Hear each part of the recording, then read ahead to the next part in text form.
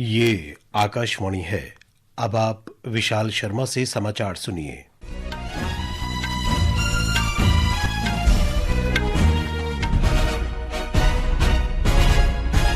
सर्वोच्च न्यायालय ने इलाहाबाद उच्च न्यायालय के विवादित आदेश पर रोक लगाते हुए कहा है कि ये निर्णय असंवेदनशीलता का परिचायक है। इलाहाबाद उच्च न्यायालय के विवादित आदेश में कहा गया था कि अनुचित स्पर्श और अधोवस्त्रों से छेड़छाड़ दुष्कर्म का प्रयास नहीं है और अभियोजन पक्ष को दुष्कर्म के आरोप सिद्ध करने के लिए उन्हें और आवश्यक सबूत पेश करने चाहिए थे। इलाहाबाद उच्च न्यायालय के 17 मार्च के इस निर्णय के खिलाफ we the women of India संगठन ने सर्वोच्च न्यायालय में इस मामले को उठाया था, जिस पर शीर्ष न्यायालय ने संज्ञान लिया।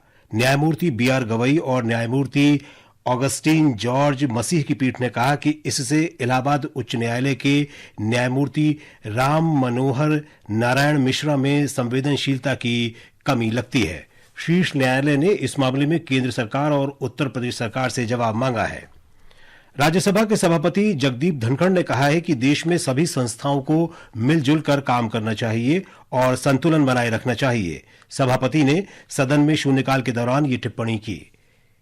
उन्होंने दिल्ली उच्च न्यायालय के न्यायाधीश यशवंत वर्मा के आवास से नकदी बरामद होने के मुद्दे पर सदन के नेताओं के साथ कल हुई बैठक का उल्लेख किया। श्री धनखड़ ने बैठक को सार्थक बताते हुए कहा कि विचार विमर्श सर्वसम्मति से हुआ।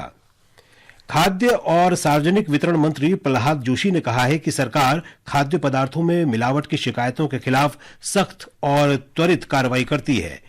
आज लोकसभा में पूरक प्रश्नों का उत्तर देते हुए श्री जोशी ने कहा कि विभिन्न खाद्य वस्तुओं के परीक्षण के लिए FSSAI के पास देश भर में परीक्षण प्रयोगशालाएं हैं।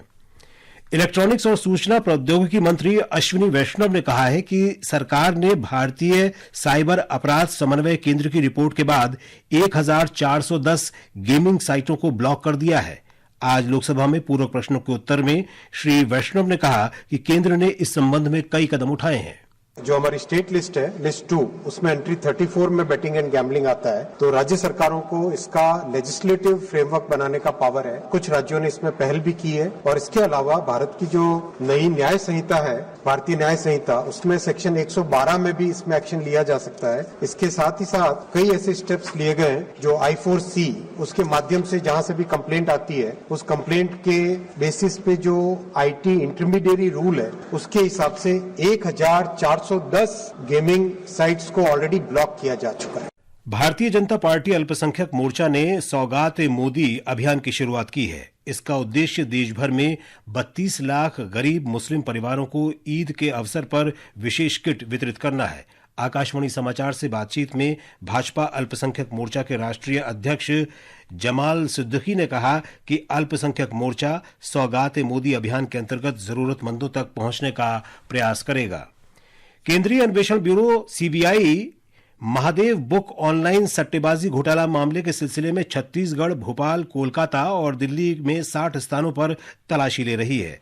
CBI ने कहा है कि यह मामला महादेव बुक के अवैध संचालन से संबंधित है।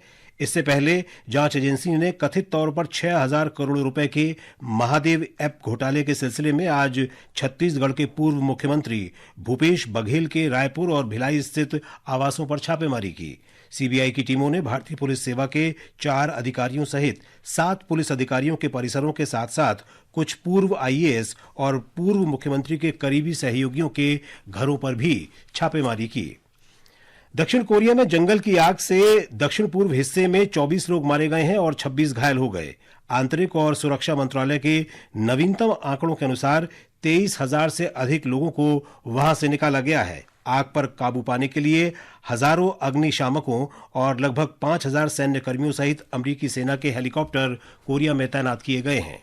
IPL T20 क्रिकेट में आज राजस्थान रॉयल्स का मुकाबला कोलकाता नाइट राइडर्स से होगा। मैच गुवाहाटी में शाम 7:30 बजे से खेला जाएगा।